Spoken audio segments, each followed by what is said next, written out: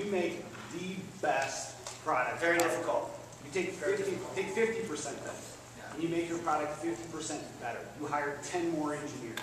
You know, I hear your point, but what I think is that marketing will spread to other departments. So marketing needs to stop thinking about just front load before a customer buys, but also involved in support. Because support now is happening on the social web. That is marketing. So I think it actually expands, and the way we think about it changes.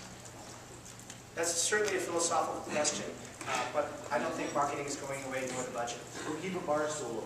Yes, thank you. I would definitely come for drinks. Hey, Jeremiah. So one of the things that I try to focus on with different brands is specifically on accountability and ROI from social media efforts. And this kind of goes back to developing long-term strategies because there's no quick win for this.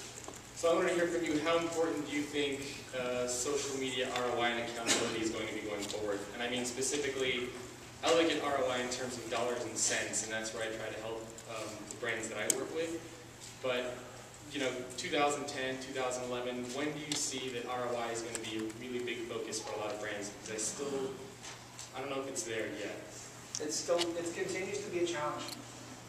One of the challenges is that the social stuff happens at the mouth of the funnel and an engagement piece, but it's hard to measure when it happens towards the close.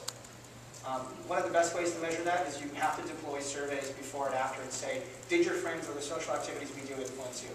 But right now it's very high because they can leave and come to a site, there's no referral link, you can't actually track that, or it's a longer sales process. This is the reality that this particular space has. I don't have a good answer on that. So I understand the concept of being present in external networks and tapping into communities outside of your website or wherever your home base is to bring people in. Yep. But to what extent do you think companies or websites should be sending people back out into these networks where people are asking people to become their fans on Facebook or follow them on Twitter, or they put their Twitter feed on their page? Do you think it's valuable to be sending people that are already in your internal network out to these other networks where you may or may not be able to bring them back? Yes, it is valuable. Because those people that are already close to you and hopefully the customers, you want them to tell friends and have them tell other friends.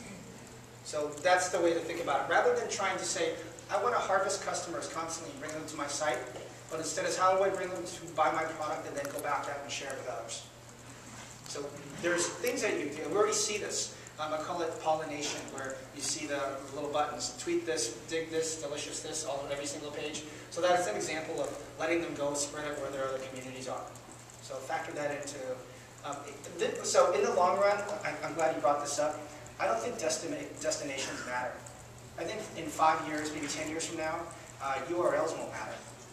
Content will come together on different pages for us dynamically. It's not about sending the traffic or a particular ways. Information will just kind of come together in a different way that we aren't yet familiar with. I have 5 more minutes, so whoever's standing will get to your questions, and that's probably it. Hi, Alex Nesbitt, this is your podcast. I mean, inherently, the social web is messy, distributed, and complicated to deal with, at scale, which makes it very hard for big corporations to try and interact with the social web in a way that works the way big companies work, Yep. which is they need processes they can standardize and train and scale. So I guess the question, and I observed that the one thing you pointed out was this customer advocacy process, in a sense, was an attempt to try and put some process, at least some pipe around some process in place to manage, in a sense, micro-crises before they happen.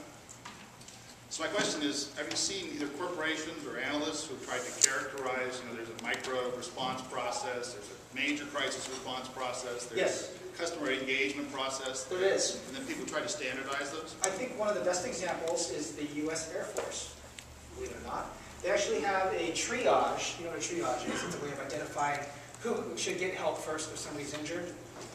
By the way, you never want to have the black tag. That means game over. But so the Air Force actually has a triage system to say whether or not they respond to blogs. And it characterizes, are they negative? Do they have a history of saying negative things? Are they anonymous? Then the recommendation in this decision tree is you don't do that. And they've made this public. And I believe every person in the military should have access to that so they know to have that particular process. Other companies have social media rapid response teams where they're setting up processes internally. They know how to respond to these things very quickly. But how about on the positive side, marketing programs, or using it as a tool to, because it's not just, especially this crisis response is one part of, one process with many. Right, I agree. I agree. It hasn't truly been fleshed out across every department. It's the most triages that we've seen have been PR response. What's so funny is we put a lot of effort onto crisis communications, but not a lot of effort to advocacy communications. Companies actually don't know what to do when somebody says something great about them. They just, that's unusual. Please. Hi, my name is Hope Bertram, and I own Windy City Social in Chicago, and I also started a blog called The Year of Hope. And I like what you mentioned about inviting audiences to be in multiple places, but have you found a good way to create a contact strategy so that if I have my email list of 5,000 and my Facebook group of 3,000 and my Twitter friends of 3,000, that I'm not hitting them with, if they're in multiple audiences, how not to hit them with 3 messages in the same day? Sometimes you have to custom tailor your communications, but depending on each of those places that they're at. And that's obviously a way you do a blog post. Actually, I rephrase, reformat my blog post if I tweet it.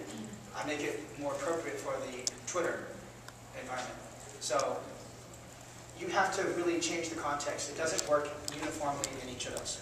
You have to spend more time on that, unfortunately. Howard. Thanks, Jeremiah. Howard Greenstein. So, a quick thing. I noticed, based on a lot of the things that you said, you're talking a lot about what, would be sort of the next generation integrated marketing strategy, and social media is pushing companies to that. A lot of times, either their ad agency will control the communication strategy and work with the PR firm, the direct firm, the promotion firm, but I see this pushing it back where the company has to be the hub and tell ad what to do, and promotion what to do, and PR what to do, and direct what to do, and sort of really take much more ownership of how they live in the world. Do you see anybody who's doing a good job of that, or any good case studies right now? Yeah, there is. H&R Block, her name is slipping me, the VP of Marketing, she recently left. She forced 5 agencies to work together on a cohesive social strategy, and she required them to do all these things to work together. She sponsored social media club in a bunch of cities, so I think I have her on it somewhere. Yeah. Thank you. I know her, but the name's just slipping me right now. So we are seeing companies that are strategy. What's happening, unfortunately, is a lot of vendors and the interactive agencies and firms are presenting proposals to the company which they accept, rather than starting with an internal strategy in the company of understanding where are my customers, how do they use social technologies first, then giving that information to the agencies. It's coming in the other way. But it's not unusual because the agencies tend to think a little bit more creative and faster than the brand side as it is.